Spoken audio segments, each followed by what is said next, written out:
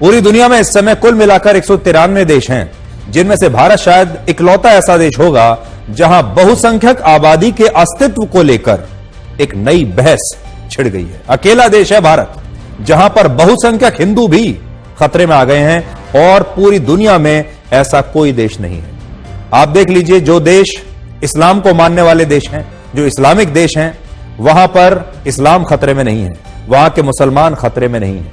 जो देश क्रिश्चियनिटी को मानते हैं, वहां के क्रिश्चियंस खतरे में नहीं है, क्योंकि क्रिश्चियंस वहां पर बहुसंख्यक है। लेकिन भारत शायद अकेला देश होगा पूरी दुनिया का जहां हिंदू बहुसंख्यक है, लेकिन वो भी खतरे में आ गए हैं, ऐसा कहा जा रहा है। और अगर वो बट गए तो वो भी कट जाएंगे। आज भारत के 8 राज्यों और केंद्र शासित प्रदेशों में हिंदू अल्पसंख्यक बन गए हैं। इनमें लक्षद्वीप, पंजाब और मणिपुर जैसे राज्य प्रमुख हैं। पंजाब में क्या हो रहा है आप जानते हैं, मणिपुर में क्या हो रहा है यह भी आप जानते हैं। क्या आपको पता है कि वर्ष 1951 में भारत में हिंदुओं की आबादी 85% थी, 85%, जो वर्ष 2011 में घटकर 79.8% रह गई, घटकर। और 2011 के बाद हमारे देश में कोई जनगणना हुई नहीं है, और अगर अब जब जनगणना होगी तो हो सकता है हिंदुओं की आबादी 79.8% से भी नीचे आपको दिखाई दे। जबकि वर्ष 1951 में मुसलमानों की आबादी हमारे देश में 9.9% थी, जो वर्ष 2011 में 14.2% हो गई थी। नमस्कार साथियों, मैं आपका दोस्त अशफाक अहमद और आप देख रहे हैं देशभक्त चैनल। ये अभी जो चुनाव हो रहे हैं महाराष्ट्र और झारखंड में, और खास करके महाराष्ट्र में, क्योंकि वहां पर मुसलमानों की अच्छी खासी तादाद है, तो वहां पर हिंदू मुसलमान जम के हो रहे हैं। झारखंड में तो खैर जो आदिवासी बहुल राज्य है, तो वहां पर उस हिसाब से पॉलिटिक्स हो रही है। लेकिन महाराष्ट्र में मुस्लिम आबादी की वजह से हिंदू मुसलमान जम के हो रहे।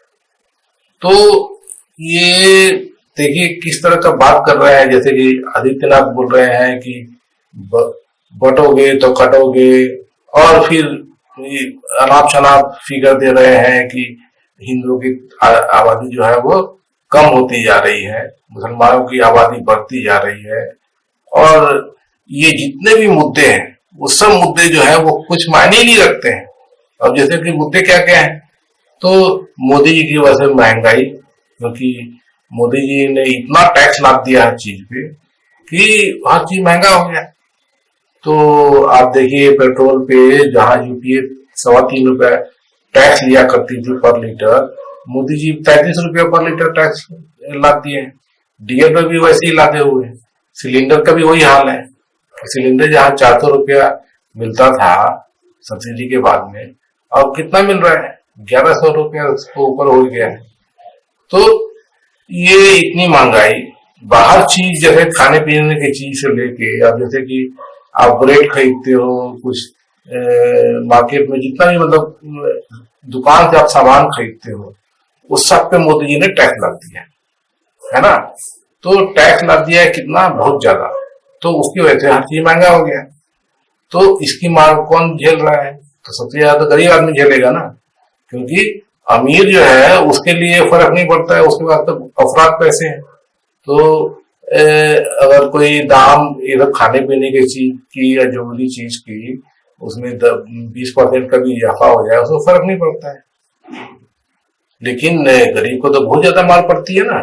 अब गरीब महीने में 5,000 रुपया मुश्किल से उसके बाद में अगर आता होगा, खर्चा करता होगा, तो 5,000 में से मोदी जी को जो है वो कुछ नहीं तो मतलब 500 रुपया तो मोदी जी तो ऐड ही लेते हैं कम से कम, ये सब टैक्स लगा के, जो पहले यूपीए की सरकार में नहीं हुआ करती थी। तो ये महंगाई जो है वो बढ़ रही है। तो एक तो ये टैक्स हो गया, दूसरा चीज टैक्स की वजह से जैसे सब्जी या भाजी है, सब्जी भाजी का दाम इतना ज्यादा क्यों है। अभी जो प्याज जो है वो नया प्याज आ चुका है मार्केट में, लेकिन कभी भी उसका रेट कम नहीं हुआ। अभी भी कहीं भी जाइए तो प्याज का रेट 60 रुपए से ऊपर ही चल रहा है, कई जगह तो 80 रुपए तक चल रहा है। तो इतना महंगा क्यों, जबकि वही प्याज जो है 25-30 रुपया हुआ करता था। तो ये सब जो है वो मोदी जी की वजह से सब है। बेरोजगारी का भी देख लीजिए। अब युवा जो, कोई भी बच्चा जो है बड़ा कोई युवा बनता है, उसके बाद में रोजगारी नहीं रहे तो क्या करेगा, पूरी जिंदगी बर्बाद। तो मोदी जी तो हर तरफ से जिंदगी बर्बाद किए हुए हैं ना। रोजगार देंगे नहीं, या जो रोजगार थे वो भी खत्म कर रहे हैं। तो बहुत बुरा हाल है लोगों का। तो ये बुनियादी जो समस्याएं हैं, तो ये महंगाई, बेरोजगारी, उसके बाद में दूसरी सुविधाएं जो होती हैं, सड़क, बिजली, पानी, सुरक्षा, स्वास्थ्य, पढ़ाई, तो ये सब चीज पे तो मोदी जी तो करते नहीं। शिक्षा का बजट कम करते जा रहे हैं, और जो बजट होता है तो वो भी खर्चा नहीं करते, वो भी जो है उसको मतलब 2% भी, जैसे कि जीडीपी का जैसे कि है पढ़ाई शिक्षा का, तो दिखाएंगे 2% शिक्षा पे खर्च कर रहे हैं, लेकिन मालूम चलेगा कि 1.5% खर्चा किए हैं, क्योंकि ऊपर से इंस्ट्रक्शन है कि सब कटौती करो। तो स्कूल, सरकारी स्कूल बंद हो रहे हैं, आप देखते हैं। स्वास्थ्य का भी वही हाल है, सब कितनी बुरी हालत है जो सरकारी अस्पतालों की, क्योंकि बजट नहीं है ना। तो ये सब जो है वो समस्याएं हैं। हर जगह लूट मची हुई है। सड़क बनता है तो उसमें जबरदस्त लूट मची हुई है। सब वो एक बारिश में धुल जाता है सड़क। तो ये लूट खसोट की जो राजनीति मोदी जी की वजह से है। अब महाराष्ट्र में भी जो है बीजेपी की सरकार है ना।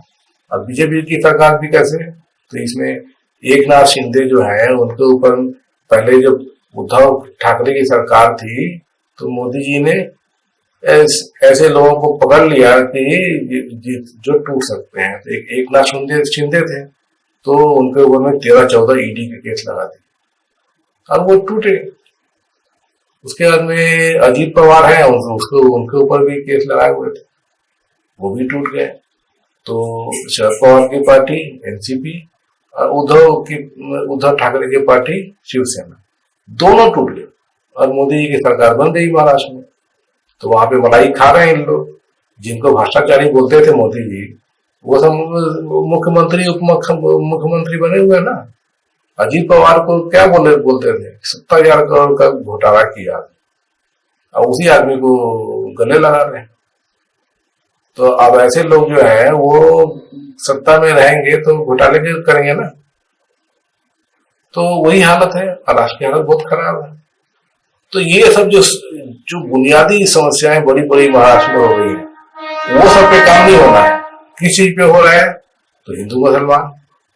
अब बोलते हैं कि हिंदू खतरे में है क्योंकि मुसलमानों की आबादी बढ़ रही है। तो सच्चाई क्या है, अब बताइए कि मुगल और उसके पहले भी जो मुसलमान जो यहाँ पे शहंशाह हुआ करते थे देश में, तो उस वक्त तो खतरे में नहीं था हिंदू। इतने साल, मतलब ये समझ लीजिए कि 1000 साल से ज्यादा जो मुसलमान जो शासक हुए देश में, तो उस समय तो हिंदू खतरे में नहीं थे। आजादी के वक्त भी देख लीजिए तो देश में 80% ज्यादा तो हिंदू ही है ना। तो जब हिंदुओं, जब उस समय खतरे में नहीं थे, अब कहते खतरे में आ गए। जो अंग्रेजों के जाने के बाद में जो कांग्रेस की सरकार भी रही 70 साल, तो उस समय भी हिंदू खतरे में नहीं थे। अब जब से मोदी जी आए हैं तब से खतरे में आ गए हिंदू। और उसी को अभी तो महाराष्ट्र में तो एकदम ऐसा ना ये करके रखे हुए हैं कि बस यही है मुद्दा और कोई मुद्दा ही नहीं है, दिमागों में घुसा रहे लोग। तो एक तो चुनाव आयोग है वो इस पे चुपचाप बैठा हुआ है, उसको तो तुरंत एक्शन लेना चाहिए था। योगी आदित्यनाथ कुछ ये बोल रहे हैं, बाकी नेता कुछ ये बोल रहे हैं इनके। तो वहां पे चुनाव आयोग जो है उसको कोई कार्रवाई नहीं करता है। और उसके बाद में जिस तरीके की राजनीति हो रही है, तो मतलब सीधी सी बात है, आप देखिए कि जो मूल समस्याएं हैं उन पे कोई बात नहीं करना चाहते हैं, तो ये सब ऐसे करके ले आते हैं, हिंदू मुसलमान पाकिस्तान।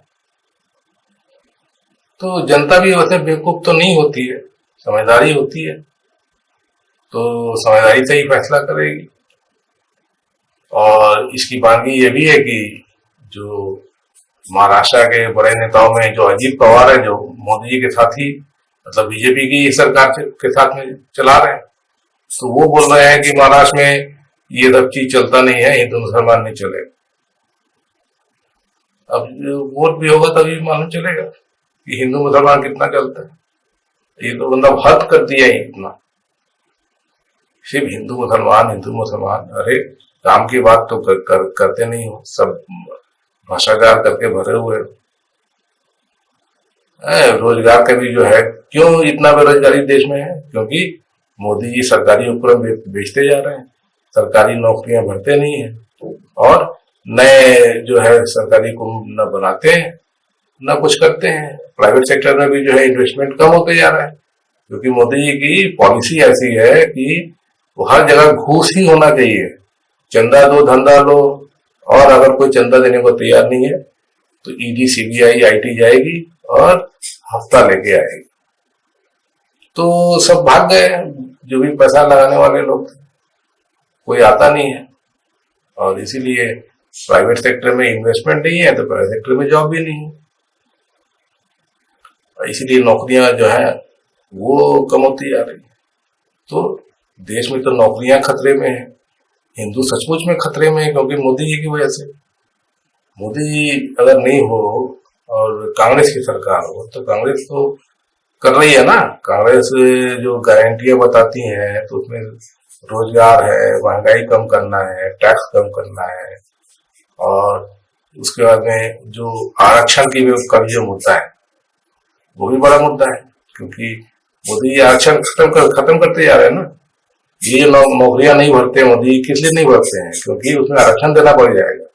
अब बल्कि तो मोदी पीछे से ऐसे सीधे डायरेक्ट एंट्री करते हैं, तो उसमें आरक्षण नहीं रहता, सब सवर्ण जाति के लोगों को भर लेते हैं, ये भी आपको पता है। और ऊपर से जो आरक्षण की बात करते हैं कि भाई जातिगत जनगणना करा लो, तो मोदी जी उसको भी मतलब कि टरकाने की कोशिश कर रहे हैं। तो जातिगत जनगणना भी नहीं करना चाहते, क्योंकि जातिगत जनगणना होगी तो उसमें कितनी आबादी है वो मालूम चलेगा हर वक्त का, और उसके हिसाब से आरक्षण की सुविधा होना चाहिए। जैसे कि राहुल गांधी बोलते हैं कि जो 50% का जो लिमिट है उसको तोड़ दिया जाएगा, जिसकी जितनी जनसंख्या उसके हिसाब से उसको आरक्षण मिलना चाहिए। तो ये सब चीजें हैं जिसको टरकाना चाहते हैं मोदी जी, इन मुद्दों से भटकाना चाहते हैं लोगों को, इसीलिए हिंदू मुसलमान ला दिए। तो अब जनता वोट देके बताएगी। आप भी सोच लीजिए कि ये सब इस तरह का राजनीति हो रही है तो कैसे चलेगा, कितने दिन चलेगा? कोई दिन चल जाएगा, बहुत दिन तो नहीं चलेगा। अब वैसे भी जैसे मोदी जी खुद आए थे तो कैसे आए थे? हिंदू मुसलमान करके तो नहीं आए थे 2014 में। वो तो बोले थे विकास कर दूंगा, विराट मॉडल ला दूंगा, 2 करोड़ नौकरियां हर साल दूंगा, महंगाई सब खत्म कर दूंगा, पेट्रोल जो है ये लोग ये जो 35 रुपए में मिलना चाहिए, ऐसे बोलते थे मोदी जी। अब तो 100 पार करा दिए मोदी जी। तो हिंदू मुसलमान चलता नहीं है, और ये मुद्दे भटका रहे हैं, वो जनता जवाब देगी।